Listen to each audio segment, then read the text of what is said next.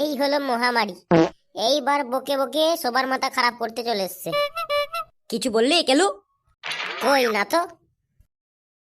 Brother, আমার না একটা প্রশ্ন আছে। না না না, আমি বলতে পারবো না।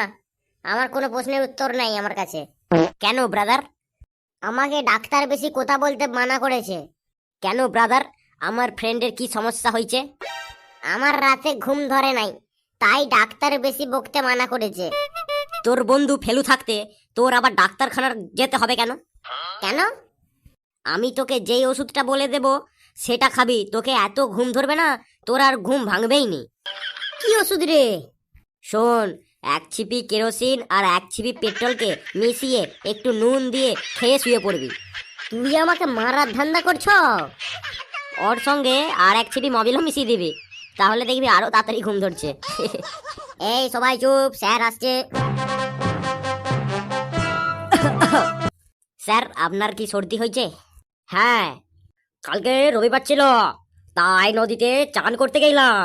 ভিজে গায়ে সাইকেল করে আসতে দেরি হয়েছিল, তাই একটু সর্দি করে গেছে। আচ্ছা স্যার, আপনার তো চাকরির তো অনেক পয়সা, তাই একটা 4 চাকা কিনে ফেলতে পারেন তো। তোরা সবাই বল কোন 4 চাকা গাড়ি ভালো, দেখি তোদের 4 চাকা গাড়ি সম্বন্ধে কার কেমন ধারণা আছে।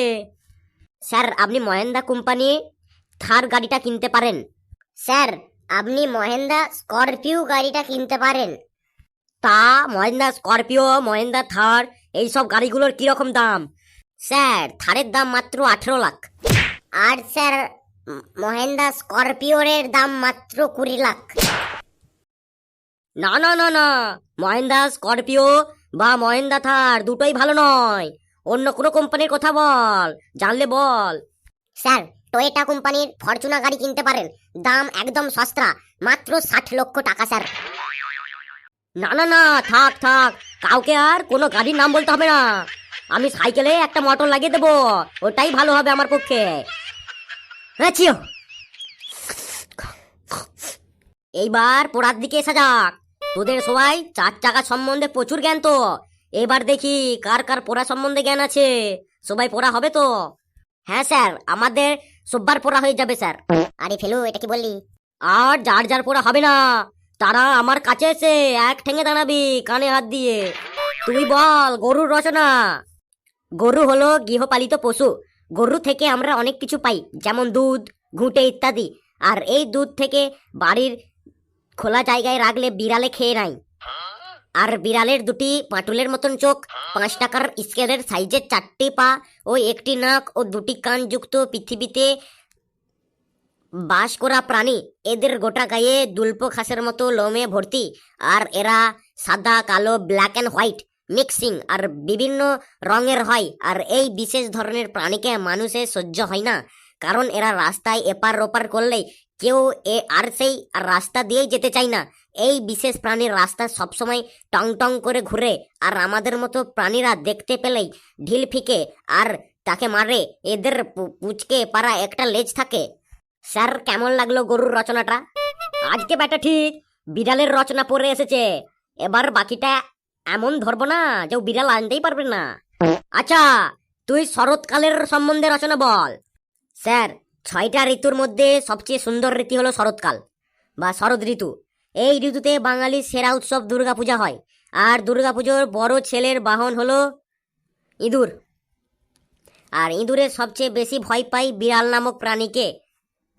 আর বিড়ালের 2টি বাটুলের মতন চোখ, 5 টাকা স্কেলের সাইজের মতন 4টি পা, 1টি নাক ও 2টি কান যুক্ত পৃথিবীতে বাস করা প্রাণী। এদের গোটা গায়ে দুল্প ঘাসের মতো লোম থাকে, আর এরা সাদা কালো, ব্ল্যাক অ্যান্ড হোয়াইট মিক্সিং এর বিভিন্ন রঙের হয়। আর এই বিশেষ ধরনের প্রাণীকে মানুষ সহ্য করতে পারে না, কারণ এরা রাস্তায় ডিঙিয়ে বা বাধা দেওয়ার সৃষ্টি করে। আর ওই জিনিসটা মানুষ একদম সহ্য করতে পারে না, ওইটাকে কেউ ডিঙিয়ে যেতে চায় না মানুষরা। আর এই বিশেষ প্রাণীর রাস্তায় সবসময় ঢং ঢং করে ঘুরে বেড়ায়। আর এই প্রাণীর মতো দেখতে পেলেই ঢিল ফিকে কয়েকটা প্রাণী আমাদের মতো, আর এই প্রাণীর একটা পুচকে পাড়া লেজ থাকে। স্যার, কেমন লাগলো রচনাটা? ব্যাটাকে তো কিছুতেই জব্দ করা যাচ্ছে না। আচ্ছা, এবার তুই প্রাচীন কালের সম্বন্ধে রচনা বল। এবার দেখি এখানে কি করে বিড়াল আনে। প্রাচীন কাল থেকেই আমরা বহু কিছু জিনিস শিখে এসেছি, যেমন বিভিন্ন পূজা পার্বণ, বিভিন্ন উৎসব, বিভিন্ন নিয়ম, বিভিন্ন কুসংস্কার। আর তারই মধ্যে একটা গুরুত্বপূর্ণ কুসংস্কার হলো বিড়ালের রাস্তা কাটা।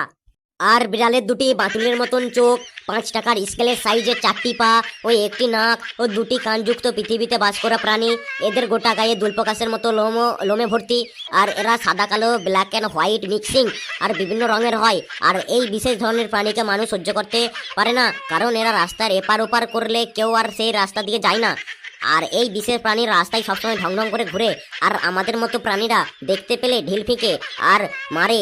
আর এদের পুচকে পড়া একটা লেজ আছে। স্যার, কেমন লাগলো প্রাচীনকালের রচনা? আজ তাহলে এখান পর্যন্ত। আমি কালকে আবার আসবো।